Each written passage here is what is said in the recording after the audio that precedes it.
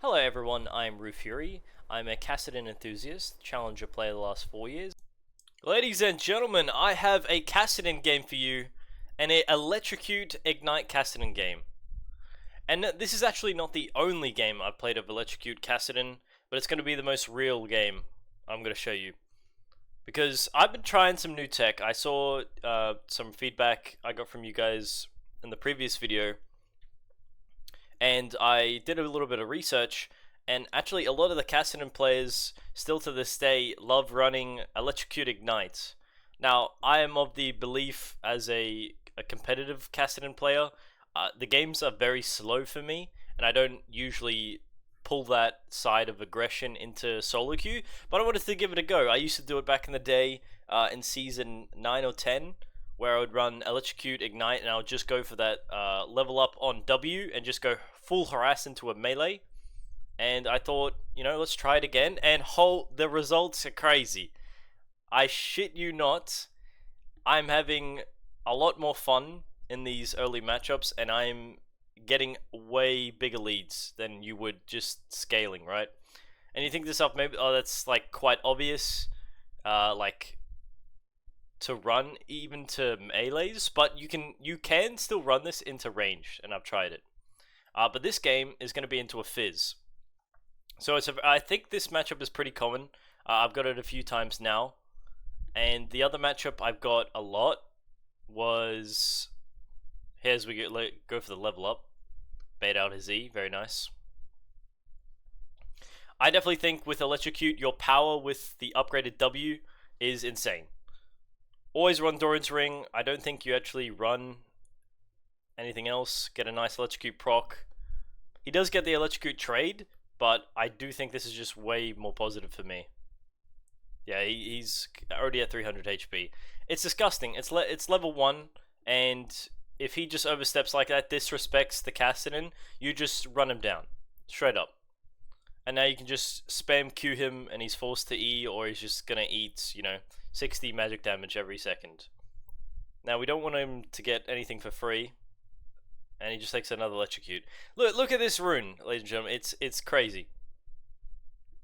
I was running the Conqueror, I was running the Fleet Footwork, I was playing safe, but like these players that run these melee champs, you can just abuse them. And here is Volibear wants the gank. Pretty hard to gank. And flash for flash trade. But this is why I wanted to show you this VOD, because I thought this would be the most relatable and realistic game you would find, where my jungler has come in for a level 3 gank on a Kassadin Fizz matchup, and he's killed himself. And now Kayn has extra form, and your laner gets away with, you know, like existing, right? Being that low HP. So that's why I wanted to show you this. Top lane is dying, the jungler is dying, and Kayn roamed bot, and he's gonna kill my bot lane, right? So I thought this game would be, well, he dies. But I thought this game would be like more realistic, because I could show you the game where I played against Katarina and I killed him twice, and then he like had a baby sook and didn't really try. But I think this game is a good example. This is a great trade. I knew he was either gonna E or like try to auto and then flash or something, so I just get the flash distance. But yeah, the Ignite is super strong. I would recommend you take it into at least a matchup. Matchups you can run this in is Talon, Yasuo, Katarina, Kiana. Let me think of some more. We got Fizz. It's another common matchup you'd run into. Pretty much any melee that has a very assassin, like wombo combo kind of style, you can out damage them in the early levels. I think I die for this greed, maybe.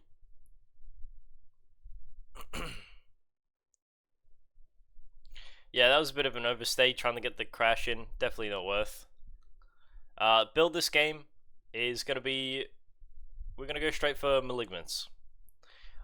I've done some theory crafting, and I tried out Luden's Companion, I tried out Malignants, and I'm still a bit torn between the both. I think they're situational. While Luden's has a little bit more damage, a little bit more kick, it benefits over Malignants if you aren't able to get your ults damage off. Because obviously Malignance is an item that requires you to hit your ultimate, and it gives you like bonuses, right? It gives you extra damage on it, gives you armor shred on the AoE below. So if you can't get that off, if they have high range and you have to get yourself in range to use your ult, and then you EQ and then you ult, I think Ludens comes in better use there, where you can get more damage off your EQ spams. It's going to be a good trade. Trade electrocutes, but I have a level 6 advantage, minion advantage as well. I think tier, if I bought a tier instead of my lost chapter, it would be a huge, I don't think it would be beneficial. But yeah, I've also been trying some Lichbane builds instead of Seraphs. So Malignance into a Lichbane, going just raw Snowball damage. I think it's really good. I think DPS Kassadin is back, I'm going to say it. I thought it was the whole scale, Rod of Ages, Seraphs. Rod of Ages is like down in the dumps now. But it's the season to level 6 to level 11 Kassadin thrives. We get a nice roam there because we got a chunk mid into a crash.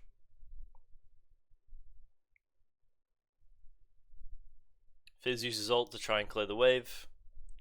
I think this is a pretty big mistake from the Fizz.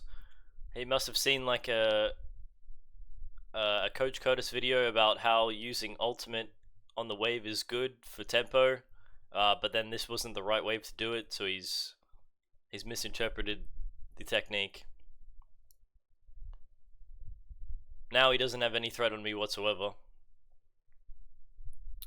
so that's pretty chill.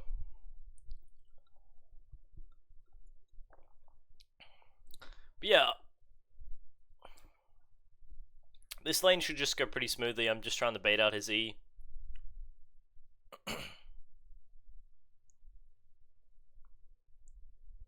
Little bit of a little bit of a pre-ignite just in case he was gonna do some shenanigans with flash. I knew he didn't have E from before, but looks like I wasn't counting his flash correctly here. Super greedy for me to be on this 1 HP, but Volibear is nearby, and Fizz is chasing, so if I can get this kill, it's nasty. Fortunately, as you can hear, I am Moom, and I don't get anything. I nearly died as well. Yeah, that's why I thought this game would be great, because as you can see, it's not like perfect gameplay, and it's definitely, you can replicate most of this kind of gameplay, right? The jungler's killed himself, the top laner's killed himself. You make a mistake with the first death, greeting for a wave. Like, this is pretty common stuff, I thought, where a lot of players would be making these mistakes. Don't go for plating because Fizz is coming back, and then I'll be delayed another wave, and it's canon, so I don't want that to happen.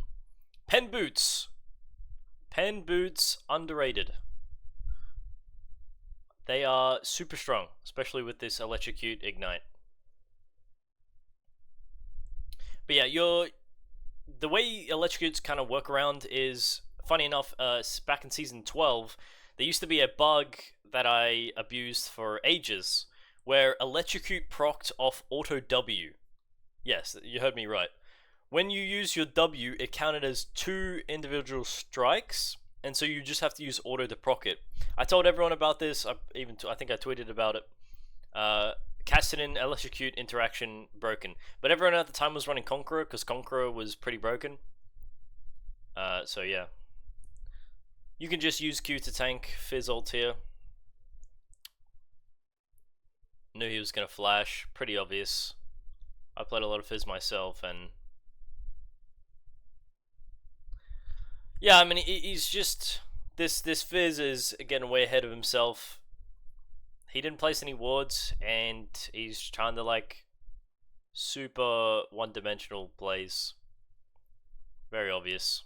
That's kind of the lifestyle of the Kassadin Electrocute Ignite, is you're always going to be low if you're taking these really aggressive trades. You're always going to be low.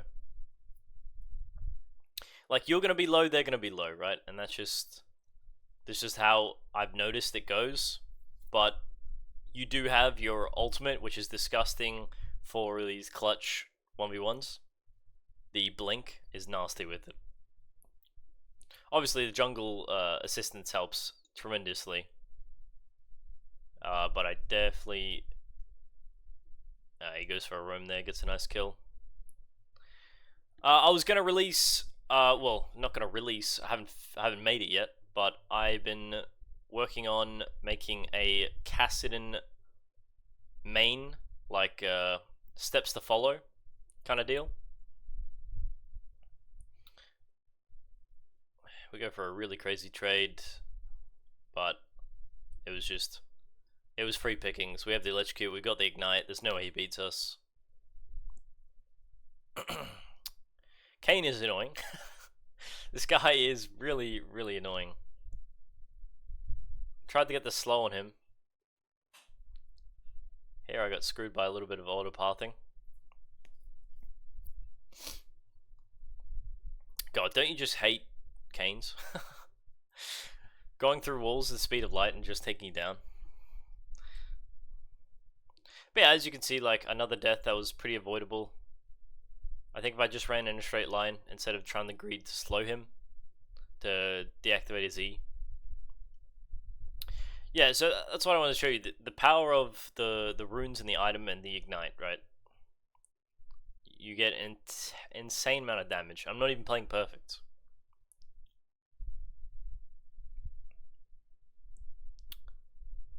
Yeah, what I was saying before was I was going to release a like steps you want to know when you're playing Kassadin. I can tell you them right now. It might be an obvious one. Get a nice kill on the Fizz. Jungle's dead again, and there's a top laner in my lane. Yeah, something you need to note when you're playing Kassadin. It should be obvious. It should be very obvious to you, but selfishness is key. Now, you're playing a scale champ, and people quote it as like scale equals Kale 16, increased damage and range and everything, but it's not really the same.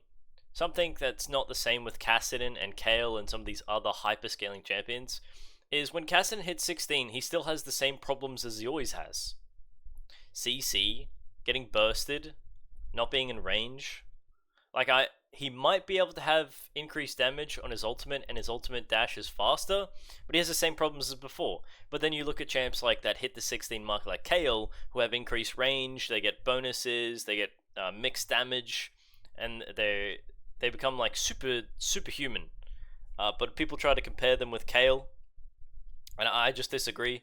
I think Kassadin's real power spike is actually his 1 to 2 item power spike with level 11. The second upgrade on ultimate and the 2 item power spike puts you in like a sweet market to where you're actually able to fight everyone. Your ult CD is that low and it actually does good amount of damage to where you can fight people now, like real fight. So I think the Kassadin's strength is actually level 1 and level 11. And you're like, level 1? Maybe it's definitely conditional that it's level 1. Fizz has no E, and you know, he's just dead man. Classic. So, like I talked about before, and as you saw, level 1 was we leveled up W, and we have electrocute. So obviously, if you don't know, the W passively grants magic damage on additional attacks, right? So every order you're doing is doing a mixed damage already, and it's doing increased damage. So you got the physical, you got the bonus magic, and then you can get the active, which is a increased range, gives you mana back, and it also is like makes you able to proc electrocute easily. It's amazing. Super underrated. Every like Grandmaster or Master Kassadin main mainly plays this style. They mainly play the electrocute, maybe not the ignite, maybe ignite's a little bit excessive for them, but they mainly play DPS Kassadin from what I've seen. And they've been doing it for a couple of seasons. I think there was definitely some seasons where Conqueror just reigned supreme, and so did Fleet, which was my favorite. But that brings me to the second point of playstyles of Kassadin. I definitely think when you're going to play Kassadin, and this is where the selfishness comes in, look, I'm taking the whole farm instead of chasing a kill I probably couldn't even involve myself in because I'm 1 HP. Just taking farm, taking XP. But yeah, the playstyle of Kassadin, there's actually multiple playstyles of Kassadin. There's the super scalers, there's the early aggressors, and then there's the in-between. Now there's a few different ones, but they get into the the nitty-gritty kind of stuff. Kassadin normally has a one-dimensional playstyle, which is I'm gonna get pushed in a lane, try not to die challenge, scale, hit items, and become god. Now that used to be just be the way. It used to be the best way. Rod of Ages, Seraphs, don't die, and you've won the game. But I definitely think he's lost a lot of that power. Rod of Ages, the game's accelerated again. Games used to be when that meta was kind of a thing, games would just naturally go longer. So you would see champions like Victor and Asol and Viger.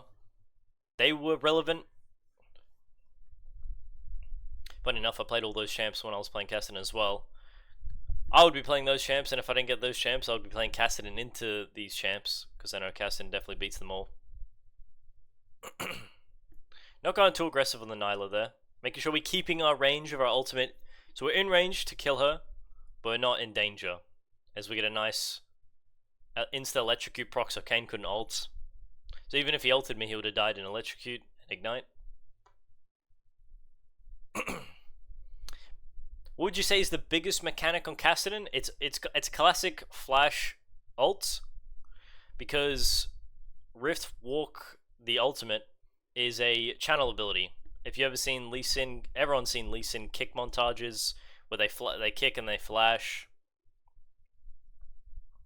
But that's just the classic mechanic.